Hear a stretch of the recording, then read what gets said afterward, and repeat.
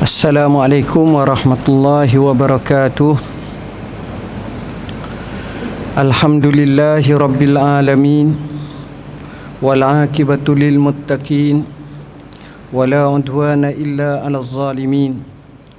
Asyhadu an la ilaha illallah wahdahu la syarika lah, wa asyhadu anna sayyidana Muhammadan abduhu wa rasuluh. Allahumma salli wa sallim ala sayyidina Muhammad wa ala alihi wa sahbihi wa barik wa sallim, amma ba'. Ashabul fadilah, tuan-tuan guru, para alim ulama, hadirin hadirat, muslimin muslimat yang dirahmati Allah sekalian.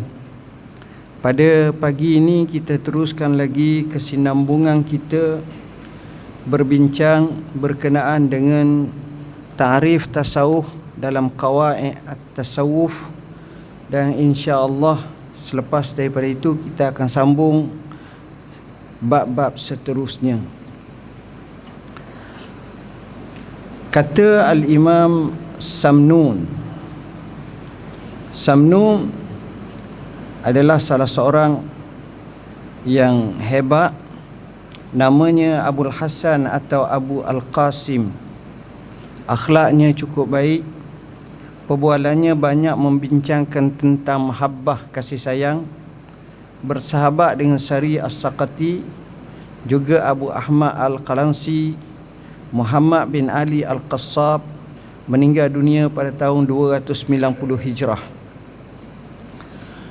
Ketika mendefinisikan tasawuf, beliau berkata, tasawuf ialah kamu berasa tidak memiliki sesuatu pun di dunia ini, dan juga tidak dimiliki oleh sesiapa pun di kalangan makhluk di dunia ini. Maknanya, hakikatnya setiap orang ada memilikinya. Sebab itu sistem muamalah ada, beli jual ada, begitu juga pemilikan ada, gadai pajak pun ada, begitulah seterusnya. Tetapi dalam jiwaan orang tasawuf ini, dia merasa bahawa walaupun dia milik, bukanlah itu kekal selama-lamanya, dan bukanlah itu tetap selama-lamanya. Kita masa kecil, kita berjalan di kampung kita, ada rumah besar 2 buah. Rumah Pak De 1, rumah Haji Abdullah 1.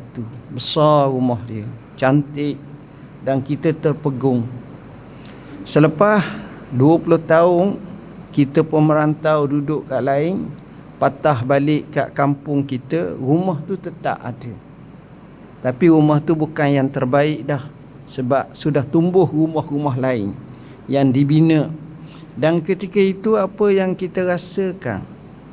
Kita rasakan bahawa di situ anak-anaknya atau cucu-cucunya yang memiliki rumah tersebut. Maka jadilah rumah tu kekal, tapi tuan rumah itu tidak kekal dah. Itu nak gambarkan bahawa apa yang ada pada kita ini bukanlah milik kita 100%, dan dia akan ada tempohnya.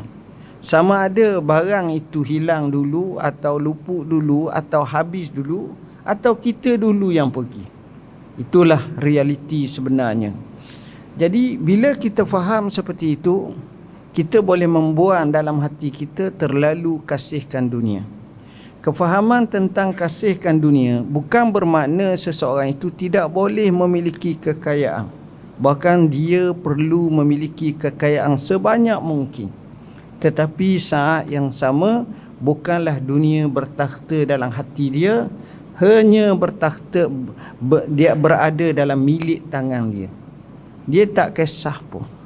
Satu hari dinisbahkan kepada Ibnu Abbasin radhiyallahu anhuma atau Ibnu Umar. Masa tu generasi tabi'in. Artinya para sahabat Nabi yang ada ramai dah yang meninggal dunia, yang matilah. Yang tinggal-tinggal hak kecil-kecil sahabat tu jadi tua dah. Jadi bila dah tinggal yang tua, yang kecil tua ni, artinya sahabat ni tak ramai dah. Datang sekumpulan orang yang kuat beribadat di kalangan tabi'in. Mereka datang ke Mekah nak bertemu dengan sahabat Nabi ini. Mereka pergi ke rumah. Sampai di rumah mereka terkejut, tengok di situ kambing yang banyak. Ada kandang kambing. Pada masa itu, para tabi'in yang kuat ibadat ini jatuh siqah. Kepercayaan kepada sahabat Nabi ni macam mana pula dia kaya sangat. Akhirnya mereka tanya, mana sahabat Nabi itu? Mereka jawab, sahabat Nabi itu ada di Masjidil Haram sedang mengajar. Kambing ni kambing siapa? Katanya kambing itu kepunyaannya. Lalu mereka jawab, begini sahabat Nabi, ya, kambing-kambing ini, siapa yang miskin, siapa yang papa kedana, siapa yang memerlukan, sila ambil. Tuan-tuan tengok, artinya walaupun mereka hebat, walaupun mereka kaya, tapi mereka macam tu. Rasulullah sallallahu alaihi wasallam dikatakan hari dia korban terakhir 100 ekor unta ataupun binatang haiwan korban. Dia sembelih 63 ekor dengan tangannya yang mulia, disuruh Sayyidina Ali menyambungnya sembelihan binatang tersebut. Kalau dia tak ada, orang yang nak korban ni mesti kena orang ada. Macam mana nak korban kan main berhutang, hak ni pula minta orang ni minta, tak kena. Biasanya orang nak korban orang yang ada. Jadi Rasulullah SAW, Allah Subhanahu Wa Taala menyebut, oh wajadaka ilang fa'aghna. Ya, dan Allah Subhanahu Wa Taala kata, kamu, Allah mendapati kamu dalam keadaan miskin, apa? Dalam keadaan tak ada apa, fa'aghna, Allah kayakan. Tapi dalam kaya seperti itu bukanlah bermakna Rasulullah SAW dia memewahkan, tidak. Dia akan bagi, dia akan serah, sebab Nabi ini sifatnya pemurah yang luar biasa.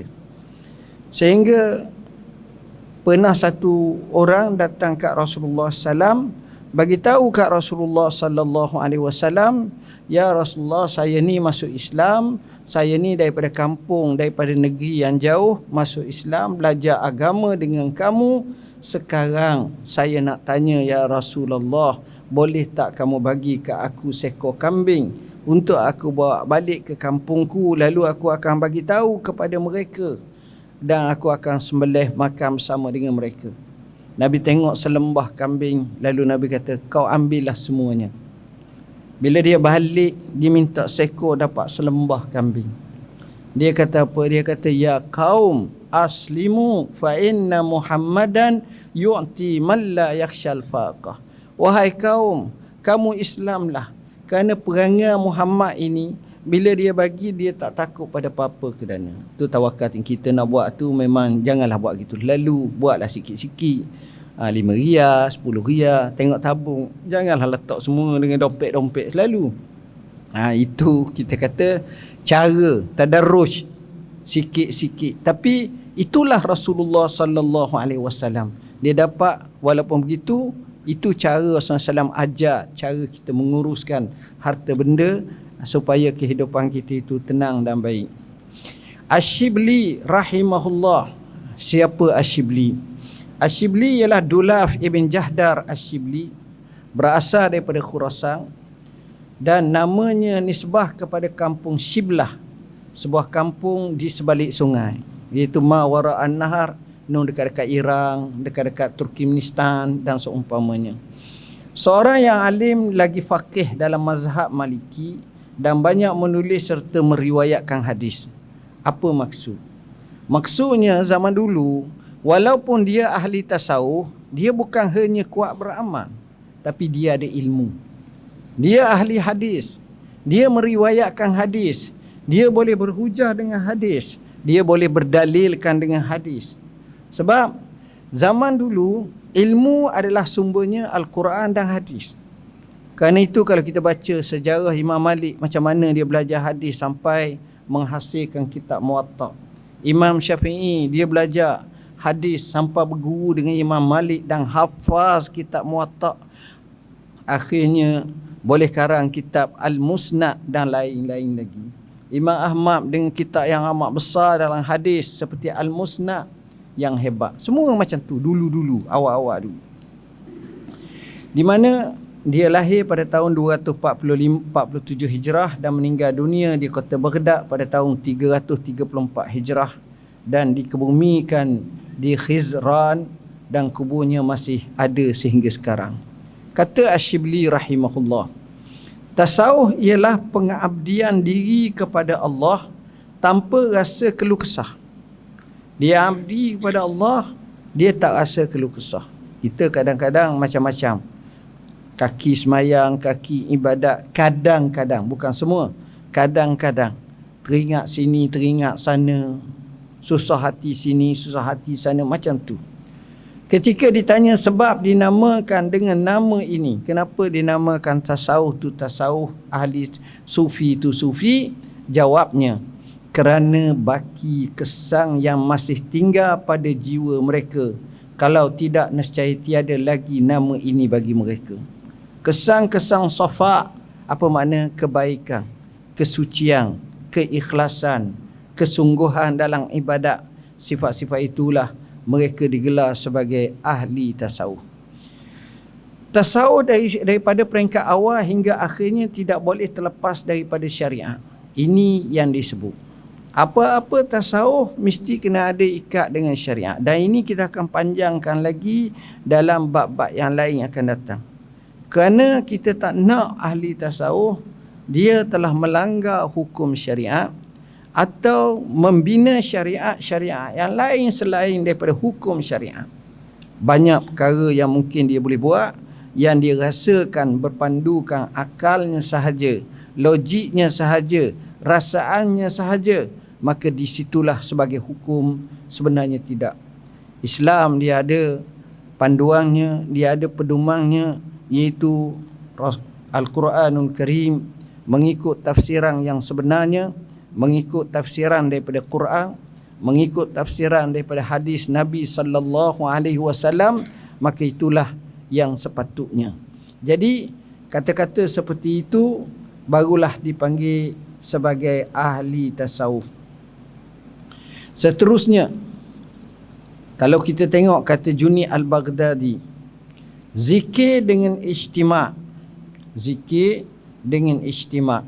Apa makna ijtima'? Ijtima' ni maknanya berhimpun.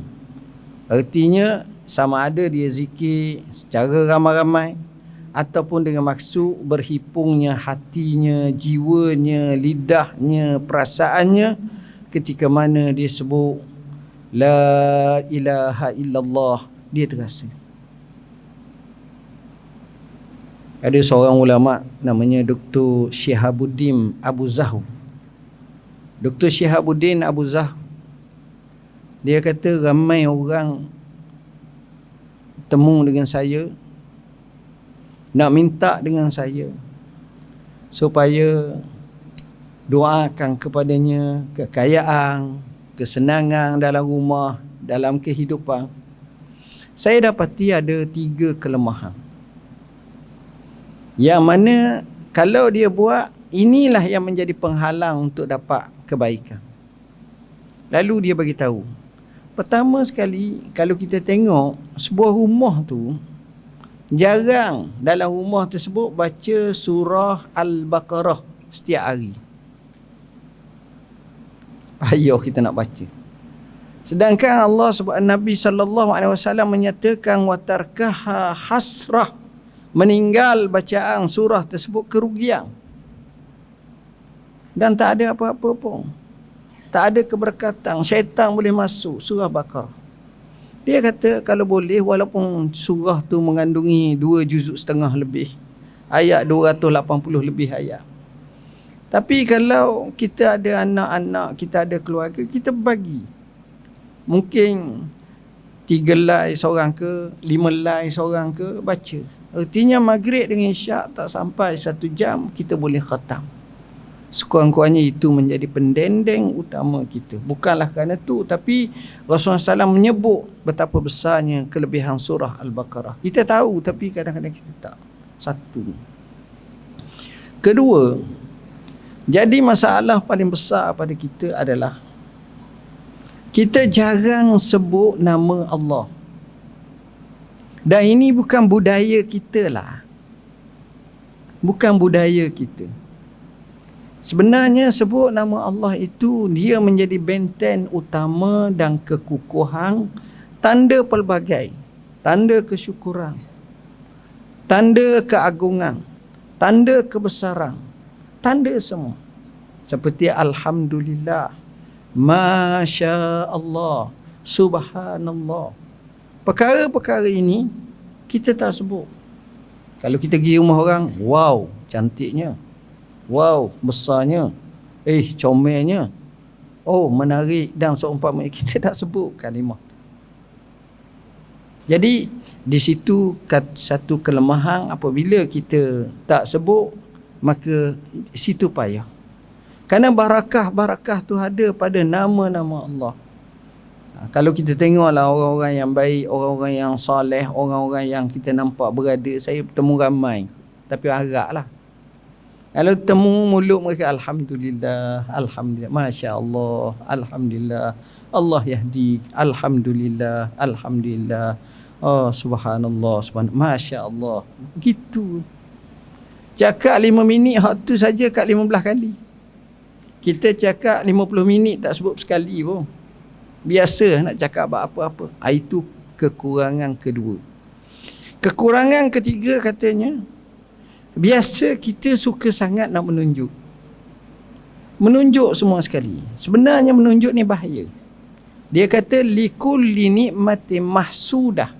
Setiap kenikmatan yang dia dapat, ia akan didengki.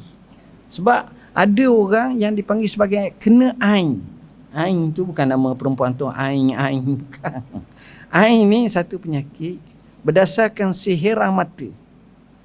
Kerana di situ boleh membawa kepada ketidakbaikan. Dan itu ain tu hak, benar. Dalam hadis terlalu banyak dan dibahaskan oleh ulama, panjang ceritanya. Jadi perkara-perkara macam ni menyebabkan kita ternafi. Bayangkan kalau kita tengok budaya kita kadang-kadang ada sikit kaya, lain dah lain. Tapi kadang-kadang kita tengok orang yang bukan Islam, dia lagi kaya senyap je, orang tak tahu sangat. Akhirnya bukan sekadar kaya, tapi multi-millionaire atau billionaire. Itu menunjukkan bahawa kadang-kadang perkara ni kita tak nampak. Itu 3 perkara yang disebut. Jadi itu yang pertama. Yang kedua, tawajuk dengan istimat. Apa makna tawajuk? Tawajuk ini dia datangkan rasa kasih dengan cara berzikir dan bertafakur.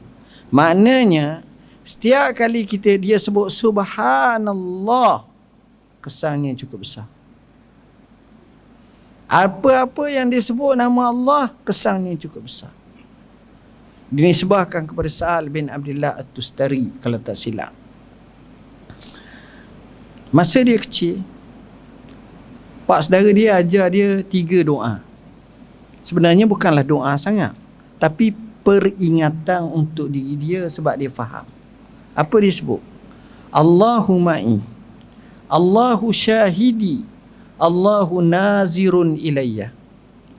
Allah saksi, Allah bersamaku, Allah saksiku, Allah tengok aku. Dia suruh ulang 3 kali pagi, 3 kali petang. Selepas pada tu 5 kali pagi, 5 kali. Lepas tu 10 kali pagi, 10 kali petang. Ulangnya, ulang. Lepas tu ulang, masih ingat. Bukan sekadar sebut sebagaimana kita hajar kepada burung kakak tua yang hanya pandai sebut tapi tak merasai. Tapi ini dia rasa. Bila dia rasa Allahu ma'i, Allahu syahidi, Allahu nazirun ilayya. Kalau kita sebut saja ramai-ramai 14 kali, 10 kali pun tak ada apa. Tapi bila datangnya rasaan dan kita fahami dan kita hayati dan kita cuba untuk imaninya, maka pada masa itu dia jadi lain. Katanya aku semayang jadi rasa khusyuk. Sebab selalu dia ingat Allah duk tengok kita ni.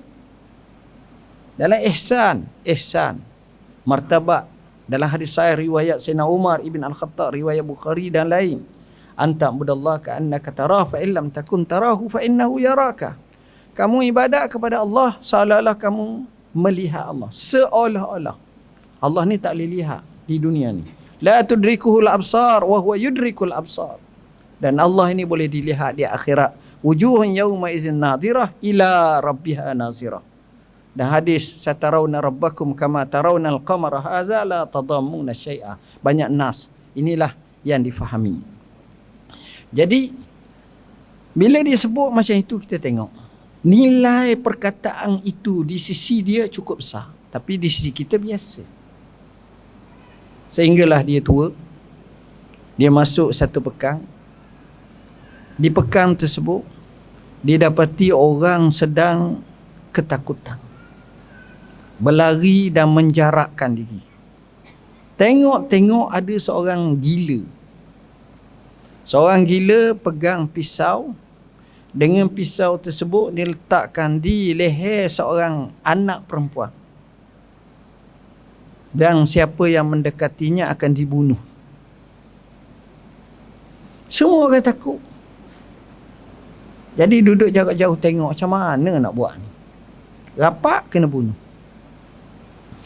Yang dia sudah tua ni, yang terhegeh-hegeh dengan tongkatnya, tanya apa terjadi. Orang cerita orang gila nak sembelih seorang anak perempuan, budak perempuan yang ditangkap.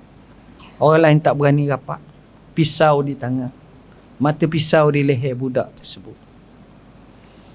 Dia ni bila dengar macam itu, pergi berjalan kat orang gila ni, Seorang-seorang. Orang kata, hei orang tua, kau tak ada nak lari dah ni. Jatuh bahaya kau ni. Dia tikang kau, mati kau.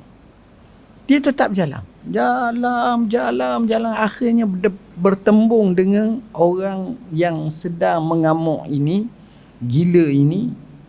Dia tengok muka orang gila tu. Nampaklah mulutnya ke muka Mek bergerak. Tiba-tiba orang gila ni jatuh pensang. Lepas tu ramailah pakat mari takak. Akhirnya orang tanya pada orang yang kena tangkap ni, apa orang tua tu kata kamu? Dia kata orang tua tu tengok aku, dia cakap satu patah je. Allahu nazirun ilaika. Allah tengokmu. Tu je. Tapi kalau orang kita kata kat orang tak rasa apa pun. Kita jawab pun dah, Allah tengok aku, Allah tak tengokmu. Kita boleh jawab gitu. Kita boleh jawab Allah tengok semua. Tapi kata-kata dia sebab diyakini, diimani, didalami dengan iman, itulah hebatnya mereka. Dan seterusnya kata dia ada 3, iaitu beramal dengan ittiba'. Beramal dengan ittiba' ni maknanya betul-betul ikut sunnah Rasulullah sallallahu alaihi wasallam seperti mana yang dinaskan dalam Al-Quranul Karim, "Qul in kuntum tuhibbunallah fattabi'uni." Kalau kamu yakin dan kamu benar-benar beriman kepada Allah, ikut aku. Aku di sini Rasulullah sallallahu alaihi wasallam. Tengok cara mereka ni. Syari As-Saqati rahimahullah. Syari As-Saqati iaitu Abul Hasan Syari bin Mughallis As-Saqati, laqabnya Al-Mughallis kerana dia sentiasa berada di rumah dan dia tidak keluar dari rumahnya melainkan untuk salat berjemaah dan Jumaat. Ini kita tengok. Mungkin dia nak mengasingkan diri. Dia tak mahu sama dengan orang. Dia tak mahu apa-apa pun. Tapi bila semayang, dia semayang berjemaah. Bila Jumaat, dia tak tinggalkan. Ini bapa tasawuf. Ini orang yang faham macam mana dia jaga syariat Allah SWT. Dia tidak difitnah dengan pengabaian syariat Allah Ta'ala. Dan merupakan bapa saudara kepada Junaid. Bapa saudara kepada Junaid Al-Baghdadi. Ini keluarga Sufi pada tahap yang tinggi.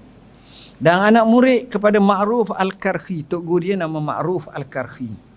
Satu-satunya orang yang warak pada zamannya dan kehidupannya mengikut sunnah Rasulullah SAW. Tengok orang zaman dulu. Ni ahli tasawuf. Mengikut sunnah. dan menguasai ilmu tauhid. Dia faham. Meninggal dunia pada tahun 253 Hijrah di kota Baghdad. 253 Hijrah di kota Baghdad. Kata Sari As-Saqati, tasawuf ialah kata nama untuk 3 perkara, iaitu cahaya makrifah seseorang tidak menghilangkan cahaya waraknya. Cahaya makrifahnya tidak menghilangkan oleh cahaya waraknya. Dia makrifah. Bila makrifah sampai kepada hakikat, seseorang itu mengetahui sebagai al-arifina billah, dia tahu, tapi tetap dia jaga dari segi warak dia. Kita ni ada 2 keadaan, tuan-tuan. Satu keadaan gembira kelajuk. Satu keadaan sedih kelajuk. Dua-dua ni biasanya manusia tidak dapat menzahirkan sifat kestabilan dia dan keadaan dia yang biasa. Contoh kita tengok orang boleh shoot go, berlari dia, menompak dia, kejar shoot go. Orang yang lulu peperiksaan SPM cemerlang, kita tengok betapa gembiranya dia. Orang yang tamat daripada universiti, sukanya dia sampai lambung dia punya topi dia tu, dan bertempik, bersorak, laki ke perempuan ke, dia rasa excited, gembira yang melampau. Sama. Orang yang sedih yang melampau, dengar berita-berita ni, dia tumbuk orang tu, dia tumbuk cermin. Kadang-kadang tu dia carikkan baju, kadang-kadang tu dia tampar pipi dia. Yang Rasulullah SAW menyatakan, laisa minna man latamal khudud wa syaqqal juyub wa da'a bida'wal jahiliyah. Bukan daripada kalangan kita bila terima berita yang tak baik, maka dia tampar pipi-pipi dia sendiri, ataupun dia mengoyak baju dia seolah-olah sedih yang melampau, ataupun dia doa dengan doa jahiliyah. Doa jahiliyah, wahai anakku, wahai isteriku, wahai suamiku, wahai pemimpinku, wahai ini, kaulah segala-galanya, kalau tak ada habislah dunia ni, dan seumpamanya. Sehingga lupa pada takdir ilahi. Kita tengok Sayyidina Abu Bakar bila Rasulullah SAW wafat, walaupun dia serapat-rapat sahabat antaranya, tapi dia tetap boleh tenang. Walaupun keadaan rumah berbeza, walaupun keadaan yang lain berbeza, tapi dia boleh baca, man kana ya'budu Muhammadan fa inna Muhammadan qad mat, wa man kana ya'budullah fa inna Allah hayyun la yamut. Lalu dibaca, fa imma ta'au kutilan qalabtum ala aqabikum wa man yanqalib ala akibai falan yadurrallaha syai'a wa sayajzillahu syakirin. Depan khalayak, sahabat tak tahu nak ambil satu stand, satu mauqif, satu pendirian, satu sifat, sikap. Dia kata, siapa yang sembah Muhammad, Muhammad mati. Siapa yang sembah Allah, Allah maha hidup dan tak mati. Apakah dengan sebab, lalu dibaca ayat Quran, apakah dengan sebab seorang Nabi itu mati atau dibunuh, maka berpalinglah tumit-tumit kamu.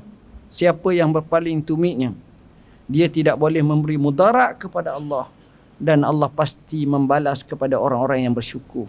Tengok. Jadinya, walaupun dia tahu, dia makrifah, tapi sifat warak dia, sifat kesederhanaan dia, sifat kepatuhan kepada hukum Tuhan tetap dilandasinya, maka itulah cara yang disebut oleh Sari As-Saqati. Kedua, tidak berbicara tentang ilmu yang batin yang disanggah oleh Quran dan Sunnah. Kadang-kadang orang tu Allah bagi istimewa, dia dapatlah ni, tapi bila nak cakap yang batin, maka kadang-kadang cara cakapan tu, cara bahasaan tu Dan kefahaman orang terhadap bacaan dan cakapannya itu berbeza, yang menyebabkan banyak keliru. Dia tak boleh cakap macam tu. Dia tak boleh cakap macam itu. Sebab itu dikatakan khatibun nas biqadri uqulihim. Mu cakap manusia mengikut kadar akal manusia. Kita tak boleh nak cakap bagian-bagian orang tak faham. Kadang-kadang kita dikelirukan dengan istilah. Kadang-kadang kita dikelirukan dengan keadaan-keadaan kita guna bahasa bombastik, bahasa yang nampak terpukau dan terpana orang tengok. Oh, hebat dia. Guna kalimah hamba sendiri pun tak faham. Mendapa ni istimak, mendapa ni istimak, mendapa. Perkara tu basic sangat benda tu. Tapi kerana tak faham. Ini pun dia kena jaga. Dan karamahnya tidak mendorong dia melanggar perkara yang diharamkan oleh Allah. Kadang-kadang kita tengok, oh orang tu mempunyai karamah yang hebat. Masya Allah. Tapi dia pakai kain plekat sahaja dan nampak kepala lutut dia. Nampak kepala lutut dia dan nampak sedikit peha dia. Baju tak pakai. Berjalan. Diam-diam. Ni tok guru besar. Ni ahli karamah. Ni tok wali besar. Hebat. No, tak. Bukan macam tu. Kerana dalam hadis sahih Nabi sebut, ghatti fasikh fakhizak. Tutup peha kamu. Jaga aurat. Tiba-tiba orang ni kata tak apa. Mana boleh tak apa? Dia tak semayang. Nas berapa banyak suruh semayang. Hadis Nabi. Dan Nabi sendiri sebut kalau bab semayang ni terlalu banyak. Waju'ilatis salatu qurrata ainil li. Dijadikan salat tu sebagai cahaya mataku. Nabi kata, ya Bilal arihna bis salah. Wahai Bilal, rehatkan kami dengan salat. Nak perang Badak, Nabi semayang tak berhenti-berhenti malam tu. Sampailah Sayyidina Abu Bakar kata, hasbuk ya Rasulullah. Cukup. Allah tak abaikan kamu. Jadi, bila kita faham macam itu, kita tengok. Dia tak akan buat perkara yang haram. Dan kita minta kita pun selamat daripada perkara yang haram. Seterusnya, Syekh Junni Al-Baghdadi rahimahullah memberi beberapa definisi antaranya. Tasawuf ni. Al-haq mematikanmu daripada dirimu dan menghidupkanmu dengannya. Dia memati kamu dengan dirimu dan menghidupkanmu dengannya. Maknanya sentiasa ingat ke Allah, sentiasa merasakan keberadaan Allah, sentiasa menjunjung titah perintah Allah. Kedua, katanya kamu bersama-sama Allah tanpa sebarang perantara. Rasa dekatnya dengan Allah kerana selalu disebutnya, dizikirnya, diamalnya, diimaninya, diyakininya, dia rasa dekat. Bantuan Allah bagi dia lebih dekat daripada bantuan manusia. Nabi sebut, iza sa'alta fas'alillah wa iza sta'anta fasta'in billah. Bila kamu mintalah dengan Allah. Bila kamu minta tolonglah dengan Allah. Ibn Khaldun rahimahullah menyatakan, dia kata, ilmu tasawuf adalah ilmu syariat yang baru dalam agama. Apa makna baru dalam agama? Mana kemunculan itu tidaklah disebut secara nyata dan jelas zaman Nabi. Dan Nabi tak bagi ni ahli tasawuf ni. Tapi sahabat yang mewatakkan diri macam tu ada. Macam Abu Zar Al-Ghifari, macam sahabat-sahabat Ashabus Suffah. Dan ada yang dalam keadaan yang darwish seperti Julailib dan banyak lagi. Mereka ni bukan orang yang senang, tapi kehidupan mereka penuh dengan bersyariah. Ilmu tasawuf adalah antara ilmu-ilmu syariah yang baru yang berpunca daripada para sahabat. Sahabat tabi'in dan orang yang mengikut jalan yang benar dan betul selepas mereka. Bila dah dunia ni, orang masa susah dia boleh datang ke masjid ramai, beribadat ramai. Tapi bila diberi kesenangan, dia susah tuan-tuan. Payah tuan-tuan nak datang. Sebab dia telah dimasyghulkan, disibukkan dengan perkara. Jadi payah, melainkan dia betul-betul komit. Kalau tak, mereka hanyut. Susah. Tuan-tuan, kita ada 1,000, ada 10,000, ada 40,000, ada 20,000. Sekadar cukup-cukup untuk makan, untuk minum, untuk hidup, untuk ni. Jadi kita nampak aktiviti kita, makan roti canai, pergi Kedah, hidup, pergi masjid, pergi ni, begitu. Tapi tuan-tuan bayangkan tiba-tiba kita dapat 40 juta. Bukan rupiah, ringgit. Tuan-tuan macam mana? I mikir jarak lain dah. Lama tak pergi Venezuela. Ni Venezuela dah. Ingat nak pergi Cuba sekali. Cuba. Tahu Cuba? Semalam saya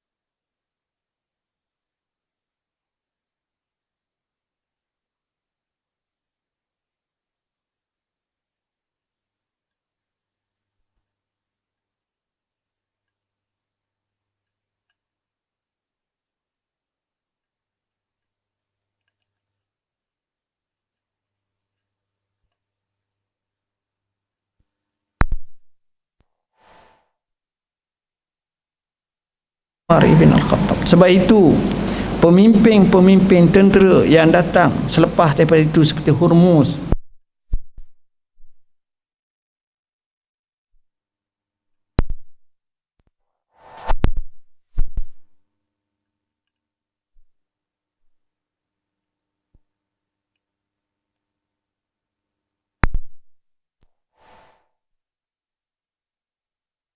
berzuhud daripada kelazatan, kekayaan dan kemewahan yang dikejar oleh manusia.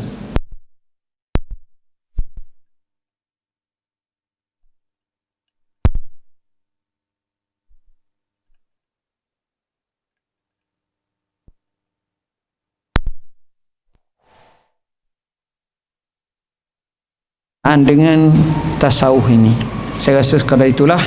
InsyaAllah kita sambung lagi selepas daripada ini. Wallahu a'lam. Bismillahirrahmanirrahim. Yang kedua kita bincang dalam fiqhul hayah, fikih kehidupan.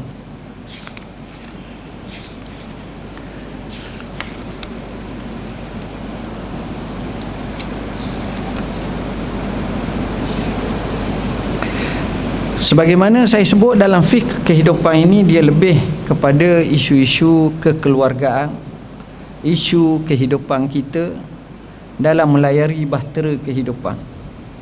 Keempat, wanita di antara tamadun kita dan tamadun mereka. Tamadun kita ni maknanya tamadun orang Islam.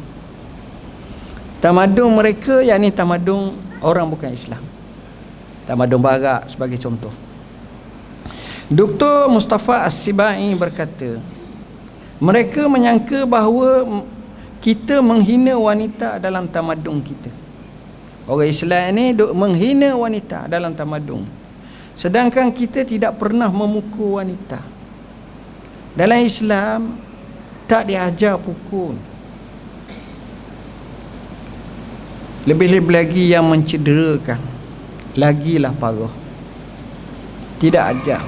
Sebaliknya mereka menyangka mereka menghormati dan memuliakan wanita.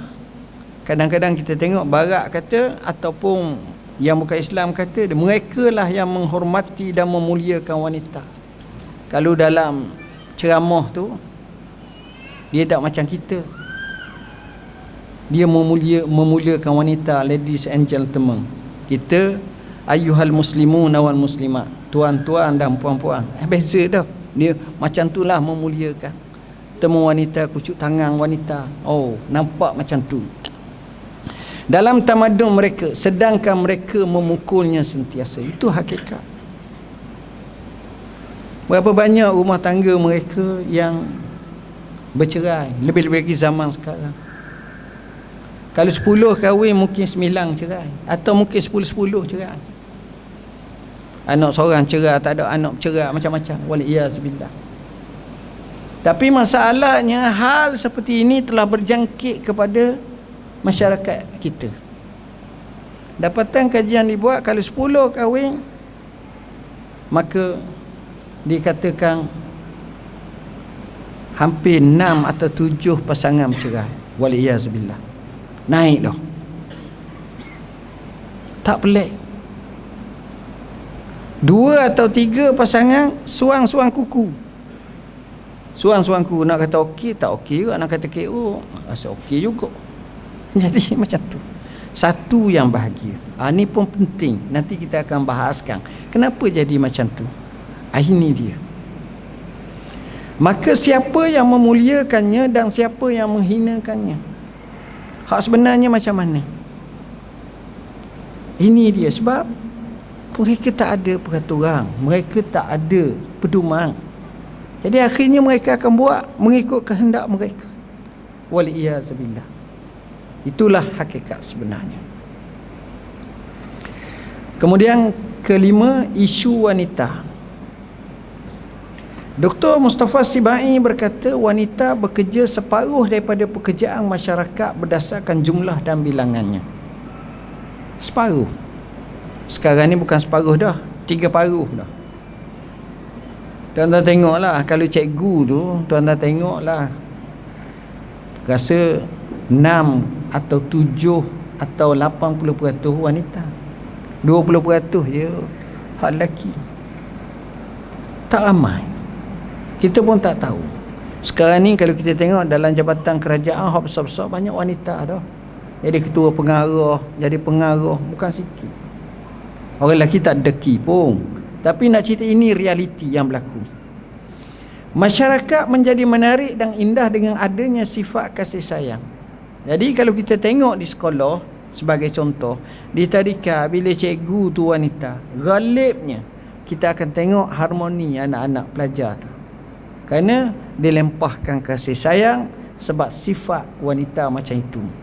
Dan mendapat banyak masalah dengan sebab wanita. Begitu juga dalam hidup ni, masalah juga banyak dengan wanita. Justru menjadi kewajiban kepada pemikir. Orang tu kan memikir, kena memikir untuk melihat isu wanita sentiasa sebagai isu masyarakat keseluruhannya. Banyak negara dia ada kementerian wanita, tak ada kementerian lelaki. Kementerian wanita tu. Cara sungguh buat wanita ni seolah-olah macam tu. Kena mikir, tak boleh biar gitu ni. Sedangkan yang banyak difikir oleh kebanyakan lelaki ialah berkenaan dengan isu jantina sebagai pelengkap atau kecantikan.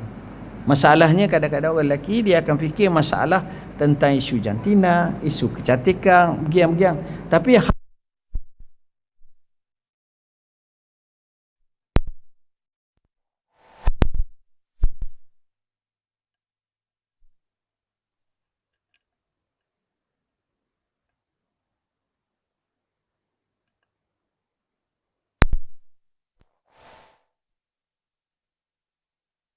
Keenam, jenis-jenis wanita. Jenis-jenis wanita.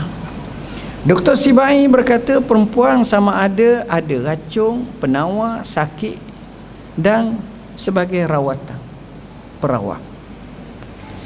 Ada pun wanita yang berakal, mempunyai akhlak yang baik, cita rasa yang baik, adalah penawar bagi suami, menyembuhkan beban tugasnya sama ada dari segi jiwa dan harta benda.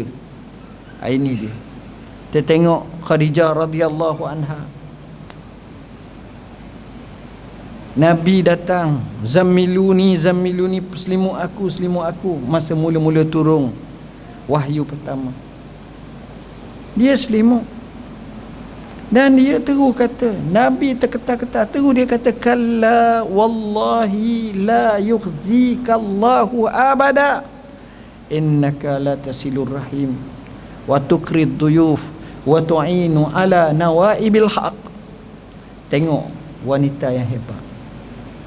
Dia kata, sekali-kali tidak wahai kanda, sesungguhnya Allah, walaupun mereka tak ada agama lagi masa tu, maksudnya Islam baru nak muncul ni, tapi sifat fitrah yang baik, dia percaya pada Allah. Wallah, demi Allah, Allah tak akan menghina kamu. Dia tetap bagi solusi. Sebab apa aku cakap macam ni? Kenapa Khadijah cakap macam ni? Kerana kamu sambung silaturahim, kamu memuliakan tetamu, kamu menolong orang-orang susah. Ini watak macam ni, kenapa Allah nak hina orang macam ni? Tengok cara pendekatan dia. Dia peluk Nabi, dia doa, dia beri semangat.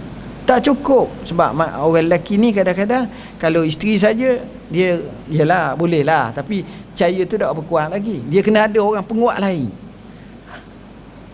Khadijah piping bawa kepada anak pak saudaranya ataupun pak saudaranya atau sepupunya, wallahu alam, iaitu Warakah bin Naufal. Yang ini tak ramai orang macam ni, ada 5-6 orang, 4-5 orang saja di kota Mekah yang pandai baca kitab, yang masa tu masyarakat dipanggil ummiyin, tapi dia tahu Warakah. Bila terang saja Warakah tahu, ini namanya namus. Namus ni kalau kita baca dalam bahasa Arab ada 3. Nyamuk tu dipanggil namus juga. Namus juga dia panggil undang-undang, namusul kaun. Namus juga dipanggil malaikat. Ini Jibril ni kata dia, yang telah datang kepada kamu tu sebagaimana telah datang kepada Nabi sebelum daripada kamu. Jadi wallahi la in ishtu, kalau aku hidup, la ansurannaka, aku akan pasti menolong kamu, bantu kamu muazzazah, sungguh-sungguh. Tapi Warakah tak panjang umur, lepas tu mati. Itu nak gambarkan kepada kita macam mana wanita seperti itu. Dia selesai. Kalau baca dalam sejarah Nabi dengan Khadijah, kita tak akan temu Nabi kritik Khadijah. Tak ada. Sekali pun tak ada. Dan kita tak tahu macam mana dia jaga anak dia tu, Fatimah, Ruqayyah, Zainab, Ummu Kulsum. Kita tak tahu.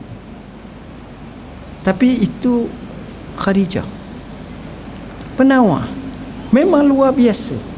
Allah jadikan dia, dan Allah jamin dia ni masuk syurga. Allah jamin dia mempunyai istana yang indah dalam syurga, berdasarkan kepada nas-nas. Ni Khadijah radhiyallahu anha. Bahkan Nabi ni tuan-tuan, dia punya sayang kepada Khadijah sampai kepada duduk di Madinah, kalau isteri dia masak, dia suruh masak banyak sikit gulai tu, kuah tu, kemudian dia akan ambil makuk-makuk, dia akan letak ni untuk kawan Khadijah, untuk kawan Khadijah, untuk kawan Khadijah. Tengok, satu hari datang seorang perempuan ni datang temu dengan Nabi, tapi dia bagi tahu, saya ni kawan Khadijah, dulu selalu datang. Nabi suka sangat. Satu hari tu adik Khadijah datang. Adik Khadijah ni rupa sebiji macam Khadijah. Nabi suka sangat. Nabi rasa suka. Ini Khadijah radhiyallahu anha. Baik, itu pertama. Kedua, ada pun wanita yang jahil lagi bodoh. Ni masalah ni. Merupakan racun bagi keluarga yang merosakkan semua kalangan keluarganya dengan kumang-kumang, keluh kesah dan persekitaan. Apa payah? Payah. Hak macam ni. Dia bukan mana bodoh tu maknanya kita kata tak dapat PhD, tak dapat master, tak dapat masuk universiti. Bukan begitu. Kita tengok ada orang-orang tua dulu tak belajar sekolah pun, tapi sebenarnya dia cerdik. Dia tak ada peluang sebab abah mak dia miskin dulu. Jadi dia tak belajar, tapi dia cerdik, dia sungguh, dia mikir, dia tengok, dia faham, dia ikut. Ini lain.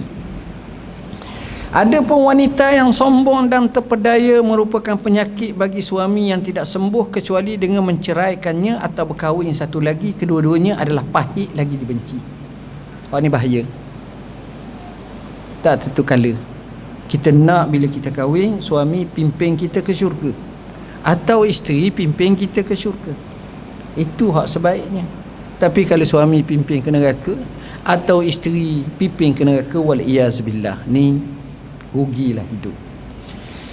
Yang keempat, perempuan yang salihah yang beristiqamah adalah merawat setiap yang dihadapi oleh masyarakat dari kejahatan dan sebarang kesukaran. Ini yang terbaik antaranya. Dia salihah. Yang beristiqamah dapat merawat setiap yang dihadapi oleh masyarakat. Apa punca masalah? Punca masalah nombor satu sekali ialah kerana ketidaktarbiahan ibu bapa kepada anak-anak dia. Nah, kita akan bincang banyak. Daripada situ akan membawa kepada masalah demi masalah. Bila berlaku masalah macam tu, maka lemahlah. Akhirnya jadi mereka ni merosakkan. Kesiang, rempik, tak tentu pasal. Curi, tak tentu pasal. Buat jenayah, vandalism. Akhirnya macam-macam berlaku. Tapi asalnya mana? Silapnya ibu, silapnya bapa tak pernah ajar anak dia.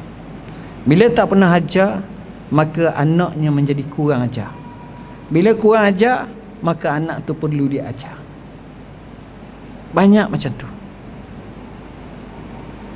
Saya dengar seorang khatib di Syria masa belajar dululah. Dia kata ada seorang ibu yang jahat. Ibu ni dia ada anak lelaki. Anak lelaki ni selalu ambil barang orang.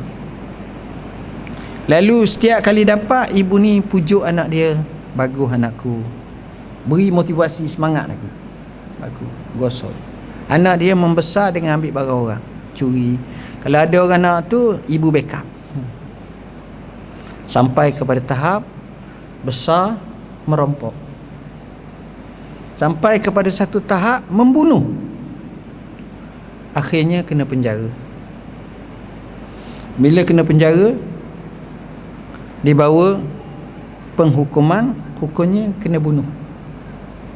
Sebab kena balas balik lah. Anak ni sebelum dia kena bunuh, dia minta satu permintaan terakhir, nak temu mak dia. Mak dia pun datang. Mak dia nangis, dia pun nangis. Sama-sama nangis. Dulu dia ada pisau cukur, jenis pisau meseng tu. Dia kerak pisau meseng tu, pisau cukur kecil tu, dia letak dalam lidah dia. Jadi masa temu mak dia pun datanglah. Mak dia nangis, dia pun nangis. Sedih. Akhirnya dia kata kat mak dia, mak, untuk kali terakhir, boleh tak mak jelai lidah mak, saya nak kucuk lidah mak. Mak keluarkan lidah mak, mak jelai, saya nak kucuk lidah mak. Mak dia kata, mak dia pun jelai. Bila mak dia jelai, dia buka pisau daripada tu, dia tarik lidah mak dia, dia kerak lidah mak dia. Dia kata, lidah yang celaka inilah yang menyebabkan aku kena bunuh. Dia bakit balik tu. Lidah yang celaka ni lah yang menyebabkan aku kena bunuh. Dua-dua mati. Itulah kesudahan. Wal-iyazubillah. Wallahu a'lam. Dalam siri Mauqif pada kali ini saya jawab dalam dua soalan.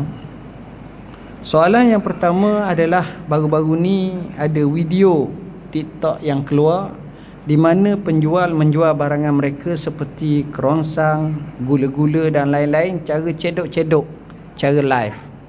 Apa hukum jual beli tersebut? Bila kita tengok isu jual beli ni, dia ada beberapa syarat. Syarat jual beli ni antaranya milik yang penuh. Orang yang nak jual tu milik dia.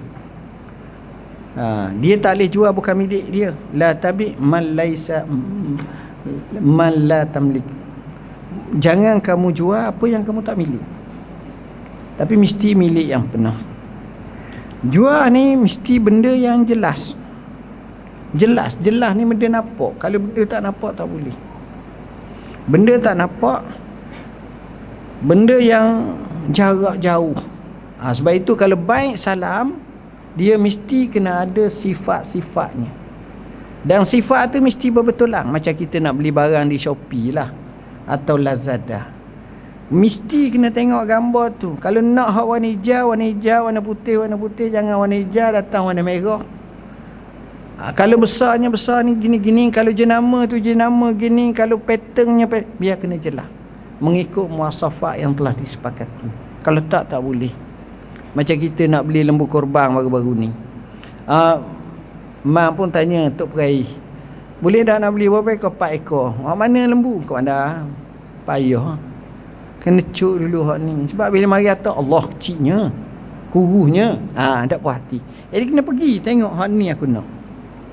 Akak hak ni dia walaupun hak nu ada, hak ni ada, biar jelas macam tu. Dia tak boleh macam anggap-anggap saja, tak jadi macam tu. Kemudian dalam zaman jahiliah dulu, dia ada sistem macam ni. Sama ada melalui campak, kena kat tu, hak tu barang dia. Ataupun melalui pakai stus-stus, tekuk mata ni kan, rasa-rasa pakai ya, maka itu namanya gharar. Bila gharar, maka hukumnya tak boleh. Kias kepada cedok-cedok kepada seperti ini adalah amat kuat. Dan dalam riwayat Abu Sa'id Al-Khudri radhiyallahu an, di mana beliau berkata, naha Rasulullah sallallahu alaihi wasallam an libsataini wa an bai'ataini. Rasulullah SAW larang daripada dua cara berpakaian, daripada dua cara berpakaian dan dua jenis jual beli. Naha anil mulamasah wal munabazah fil bai'. Dia larang daripada mulamasah, jual beli secara rasa ataupun secara lempar-lempar, maka tak boleh. Wal mulamasah lam surraju saubal akhar biyadihi billai au bin nahar wala yuqallibuhu illa bizal. Listuh je. Sama ada tak tengok malam ke siang, apa kaya dah. Kadang-kadang bawah tu cari ke, rosak ke, tak ke, tak boleh gitu. Wal munabazah an yambiz ar-rajul ila ar-rajul bisawbih wa yambiz al-akhar saubah. Dia pakai capak pada orang ni capak pada orang ni, ada cara dia. Jadi perkara macam ni tidak dibenarkan dalam Islam. Dan sebagaimana yang disebut dalam hal ini, kalau kita tengok, telah ditafsirkan oleh ulama banyak, seperti Az-Zuhri yang menyatakan mulamasah adalah seorang menyentuh kain milik orang lain dengan tangannya pada malam atau siang, dan dia tidak membalikkannya melainkan cukup dengan cara demikian, masih lagi berlaku gharar. Sama juga seperti riwayat Abu Awanah daripada Yunus menyatakan bahawa yang demikian itu adalah orang yang melakukan jual beli barang tanpa melihat kepadanya dan tidak pula memberitahukannya tentangnya, atau orang yang saling melempar kain sama sepertinya, tak dibolehkan. Jadi khulasah yang kita dapati bahawa Rasulullah sallallahu alaihi wasallam larang daripada kita beli cara yang tidak pasti, ketidaktentuan dan ketidakpastian, dan paling parahnya berlaku gharar, penipuan atau rasa tidak puas hati dan sangsi. Kita 5 orang pergi beli cara cedok-cedok. Saya bayarlah 200 riyal, Saya cedok, saya dapat 50 riyal. Sekawan kita cedok dapat 30 riyal. Dia gerah dah ke saya, banyak. Hak ni pula cedok dapat 10 riyal, lagi gerah. Hak akhir sekali cedok dapat 14,000 riyal. Pak lain ni deki habis kepada hak nombor akhir ni. Marah lalu, apa gini ni? Payah jadi tak puas hati. Dia beli ni bila tak puas hati susah. Jadi standard ni dalam Islam ni innamal bay'u antaradin. Beli ni dengan redha. Rasa puas hati. Judi orang tak puas hati. Bila tak puas hati, itulah nak lawan lagi, nak ni lagi tak puas hati, nak cuba lagi. Tapi orang beli dia puas hati sebab dia puas hati dah dengan harga giang, bayar bergiang, barang bergiang, dapat bergiang. Jelas. Dalam Islam dia tidak nak syubhah dan dia nak jarakkan daripada sebarang bentuk ketidakjelasan. Rasulullah SAW dalam hadis riwayat Abu Hurairah, anna Nabiya SAW naha an bai'il gharar. Nabi SAW melarang daripada jual beli secara tipu daya, tipu dan tidak jelas sesuatu itu.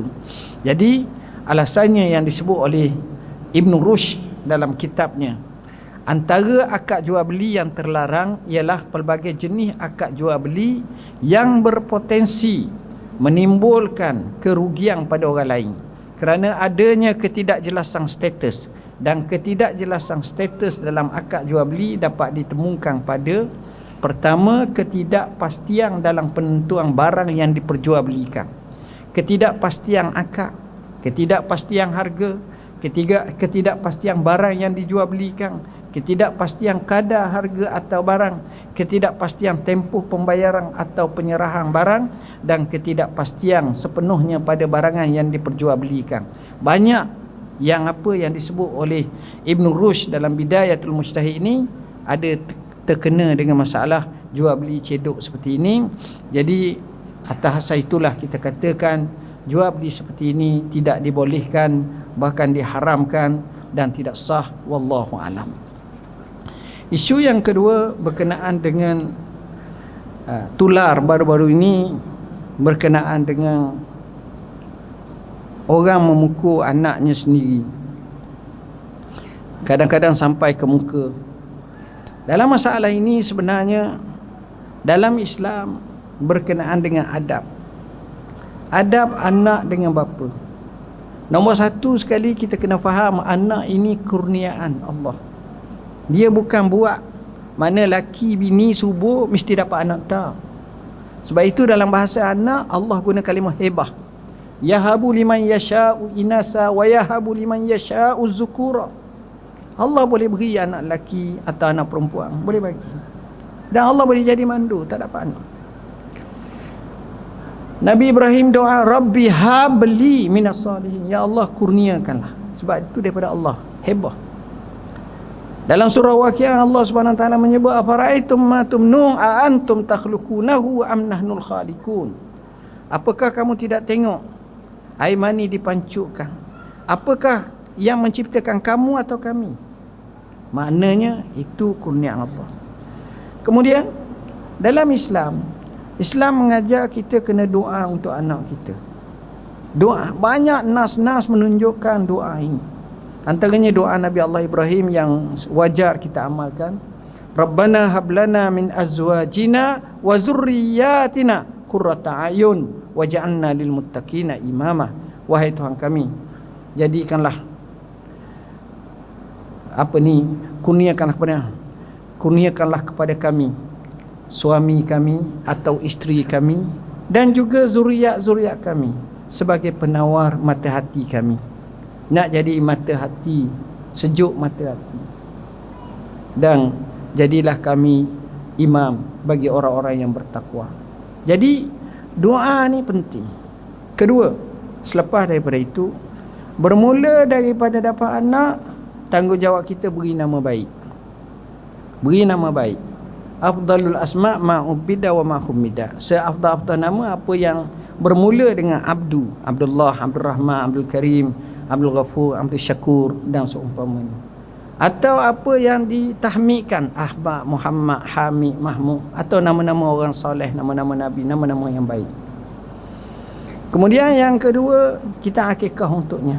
Kerana likulli mauludin murtahinun atau marhunun, anak yang dilahirkan itu tergadai sehingga bi'aqiqatih, dengan akikah dia. Bila kita mengakikahnya, tujuannya banyak. Pertama, rasa syukur pada Allah. Kedua, untuk menzahirkan dan mengelangkan aku dapat anak. Sebab tu anak zina tak ada orang akikah. Nak sembunyi je, nak buang, nak ni. Tapi hak ni akikah. Kemudian ketiganya, kita tengok anak-anak tersebut, dia selain daripada dia akikahkan itu, supaya dia panggil tafaulan. Anak-anak itu dimukaddimahkan dengan pengorbanan, dengan rasa derma, nak sedekah, nak infak, siapa masak makanan, nak jamu orang, itu comel, itu baik sangat. Anak-anak ni selepas daripada itu dia ajar. Ulama menyatakan anak ni ada 3 peringkat. Peringkat pertama, peringkat 1 sampai 7 tahun. Dia kata apa? La'ibuhum sab'ah. Kamu mainlah dengan dia 1 sampai 7 tahun, main je. Wa'adibuhum sab'ah. Dan 7 tahun berikutnya, daripada 7 sampai 14 tu, yang itu adabkan dia, ajar dia, betul-betul ajar, adab. Dan sebaik-baik adab Allah. Nabi SAW menyebut adabani Rabbi fa ahsana ta'dibi. Itu sebaik-baik adab. Dari segi adab di sini dia ajar kita, ditunjuk. Seorang khalifah bila mana dia mengadu tentang anaknya bermasalah kepada seorang ulama, ulama ni kata, wahai khalifah, dia ni mata hati kita, dia inilah yang membawa kepada kebaikan kepada kita kalau kena caranya, kena ajarnya. Jadi dia sebut kelemahan-kelemahan ini sentiasa diadabkan. Dan ini yang dia ajar, dia adab walaupun sikit. Nabi SAW dengan anak tirinya Amru bin Salamah makan dengan tangan kiri, makan, ambil makanan jauh, makan laju sebab sedap dengan Nabi. Nabi kata, ya gulam, samillah wa kul biyaminik wa kul mimma yali. Wahai anak, makanlah dengan bismillah, makanlah dengan makanan yang paling dekat dengan kamu, makanlah dengan tangan kanan. Nabi ajar adab, Nabi ajar. Jadi masalah pukul ni adalah jalan terakhir. Jalan terakhir pukul ni ada 2. Darbu ta'dib, darbu ta'zib. Dalam Islam darbu ta'zib tak ada. Hatta dalam hukum zina, hukum qazaf, hukum yang membabitkan hukum rotang, dia panggil ta'dib. Ini yang disebut oleh pengarang At-Tashri' Al-Jinai, Syekh Abdul Qadir Udah rahimahullah. Jadi takdib ni apa? Darbun ghairu mubrih. Pukul dalam bentuk yang tidak mencederakan, melunyaikan, meletihkan, tak, sikit. Dan bila pukul ni pula, dia kena ada. Kalau kita tengok zaman dulu, abah tegas, mak pujuk. Tapi mak tak racun pemikiran anak. Abah mu jahat sangat tu, memanglah perangai macam tu, mu jangan ikut macam tu. Dia kata abah mu tu memang tak mau buat macam ni. Dia tu memang dia jaga kita, dia tengok cara mak tu, cara isteri tu. Jadi akhirnya dua-dua. Tapi hak ni betul rahmah, hak ni betul kasih sayang, hak ni betul ketegasan. Kalau lembut semua, naik meta lah, jadi tak betul juga. Kalau keras semua, jadi menikuh habis, takut habis. Hak keras semua laki, keras bini keras, akhirnya dua-dua bila tua duduk di rumah orang tua. Mak pak tak diziarah. Sebab diracun. Kawan ni menikah racun, ayah abah mu tu nak rimau, mak singa, habis. Ini pun tak betul. Jadi yang seterusnya disebut dalam hadis, ittaqu al-wajha, ittaqul wajha wa mazakirah. Nak pukul tu jangan pukul atas muka. Muka ni mulia, tak boleh. Dan juga tempat syahwat ataupun kemaluan, tak boleh. Itu dalam Islam dia ada peraturan satu-satu. Tapi itu bukanlah yang ini. Sebab itu kalau kita tengok, ibu bapa yang berhikmah dan berilmu ni, mendidik anak dia ni luar biasa. Ingat seorang syekh yang amat saya kagum walaupun saya tak pernah bertemu. Namanya Syekh Muhammadul Amin Asy-Syanqiti rahimahullah, pengarang kitab tafsir Adwaul Bayan. Orang alim besar sangat daripada Syangqit, duduk di Madinah, menjadi ulama, kibar ulama. Dan orang rojok dia memang luar. Backing tu satu hal, backing tegah, anak muridnya ramai, alim yang amat, sehingga guru kami kata ayatullah fil hifz. Kata Syekh Abdul Muhsin Abbad, orang macam ni dia ni ayat Allah dalam hafazan. Tengok ingat. Dia baca sekejap je Ibnu Katsir tentang sifat muwasafat Ummu Ma'bad kepada Rasulullah SAW, hampir 2 lai tu dia boleh ingat lah tu dah. Kita ngapa 2 baris tak ingat. Payah. Ni otak dia luar biasa. Oh, alim hebat. Ceritanya banyak, kisahnya hebat, jawapannya tuntas, alimnya luar biasa. Anak-anak dia kalau hak lelaki tu, setahu saya 3 orang, salah seorang guru saya, 3 ni semua menjadi profesor, mengajar di Masjid Islam Madinah. Seorang baru meninggal dalam 2 tahun lepas, Syekh Muhammadul Mukhtar Asy-Syanqiti, profesor, doktor, mati. Seorang bahagian usul fiqh, seorang bahagian Quran, seorang bahagian ni. Tapi semua tu tak boleh menyamai abah dia lah. Tak boleh. Walaupun alim sah, alim tapi tak boleh lagi. Abah dia ni hebat. Orang tanya anak dia, macam mana cara abahmu tarbiyah kamu? Dia kata, abah aku tarbiyah aku satu je. Hak aku ingat lah, satu benda je, iaitu dia akan pastikan kita semua ni kena semayang berjemaah masjid dulu, semayang. Tu je. Pernah ketika kita tidur tak semayang, tak kejut, dia ambil air, dia letak dalam kendi, curah atas telinga kita. Tu je. Tak jaga tu pakai semayang.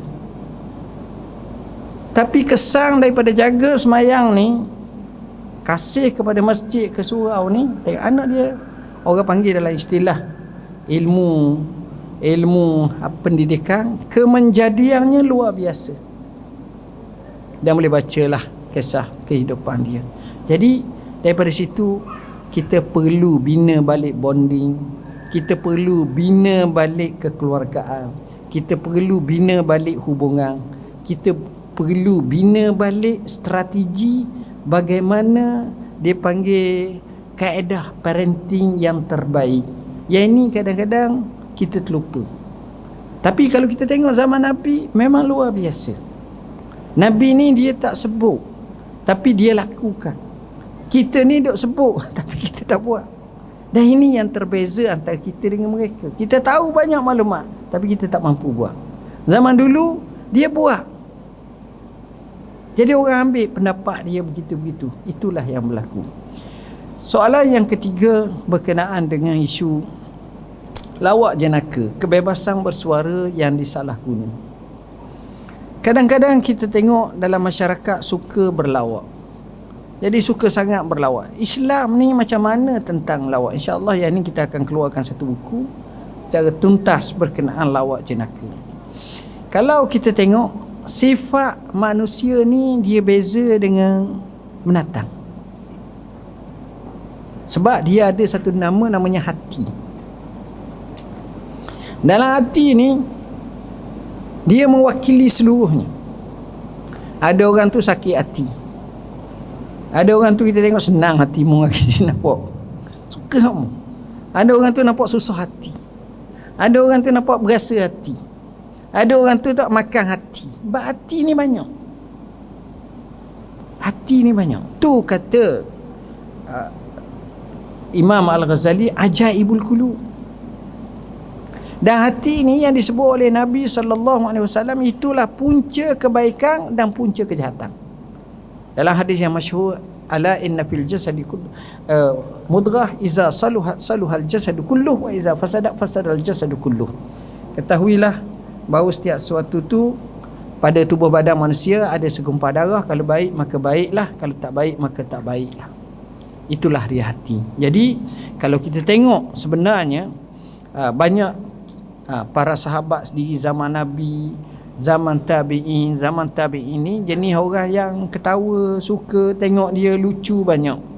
Pada kurun ketiga hijrah dalam sejarah Islam, era penulisan monograf berkenaan dengan orang-orang tolol yang ditulis Ibn Nadim dalam kitabnya Al-Fihris, memuatkan sejumlah tajuk berkaitan, antaranya senarai buku-buku yang diletak di bawah topik dialog orang-orang tolol yang tidak diketahui siapa penyusungnya. Kadang-kadang ada macam nama Hausab Al-Asadi, Urwah Ibn Abdullah Al-Ghadiri, Abu Sa'ib dan ramai lagi ni. Ini pun ada. Dan kisah-kisah lucu pun banyak. Banyak kisah. Dia selain daripada itu ada buku, namanya buku Al-Unqala Wal Majani. Cerita tentang orang berakal, orang gila. Cerita tentang Al-Munazarat, macam mana jawapan, cara lucu, cara sungguh, cara macam-macam. Jawapan yang menyebabkan orang akan rasa tertarik, macam-macam. Semuanya ada. Ada jawapannya lucu, ada jawapannya seolah-olah macam lawak jenaka. Dr. Yusuf Al-Qaradawi dalam kitabnya Fatawa Mu'asirah dan Al-Islam wal Fan menyebut ketawa adalah antara ciri manusia. Semua haiwan tidak ketawa kerana ketawa datang selepas mencapai beberapa daripada bentuk kefahaman pengetahuan, baru dia boleh ketawa. Kalau tu tidak ketawa. Kalau binatang tu kita tengok dia ketawa tu, sekadar ketawa gitu je lah. Tapi jarang kita tengok pakat ketawa semua. Tak, itu katung je lah. Sebenarnya tak. Jadi Islam ni dikatakan manusia ni jenis hidupan yang ketawa. Manusia suka ketawa. Itu bezanya manusia ni. Ia dibenarkan dengan pernyataan di sini, saya sedang ketawa jadi saya ialah seorang manusia. Memang orang manusia yang ketawa. Susah tuan-tuan kalau jenis tak ketawa. Hamba pergi kat Tanjung Rambutan. Ni cerita mungkin kat 10 tahun dah. Kali pertama pergi. Sampai sekarang ingat. Tengok orang gila. Orang gila ganah. Orang gila pembunuh. Ada semua yang halusinasi. Orang gila lelaki selamba je. Orang gila perempuan. Ada.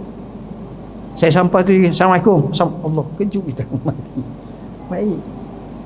Tapi dalam ramai-ramai tu, saya tengok ada seorang perempuan. Dia duduk. Tengok ke bawah. Begitulah setiap hari. Tak ada senyum, tak ada ketawa. Saya tanya, kenapa dia jadi gitu? Kalau tak silap dia asal orang Myanmar. Muda lagi lah. Muda lagi. Orang Myanmar. Pakai tudung. Tak cakap. Kita kalau main tak ketawa gitu susah juga kita. Dia lain. Dia macam-macam. Jadi rupa-rupanya bahaya juga. Tak boleh. Tapi kalau ketawa sangat tak boleh. Nabi kata lau ta'lamuna ma a'lam labakaitum katsira wala dhahiktum qalila. Kalau kamu tahu sebagaimana aku tahu, nescaya kamu menangis banyak dan kamu ketawa sikit. Maknanya sahabat ni kaki ketawa lah kalau ketikanya.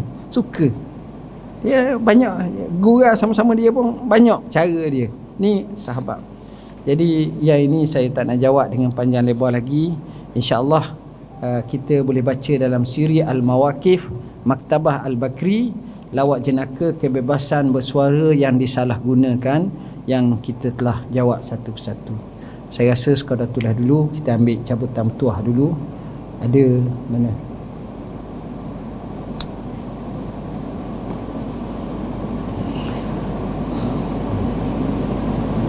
Okey. Dan yang kedua, saya nak mengalu-alukan kedatangan anak-anak yatim kita 10 orang yang datang bersama pada hari ini. Ucap terima kasih. Kita doakan mereka supaya berjaya dalam kehidupan mereka. Dan yang ketiga, kita ada tabung. Kalau boleh tabung kita masukkan duit. Mudah-mudahan inilah yang akan menjadi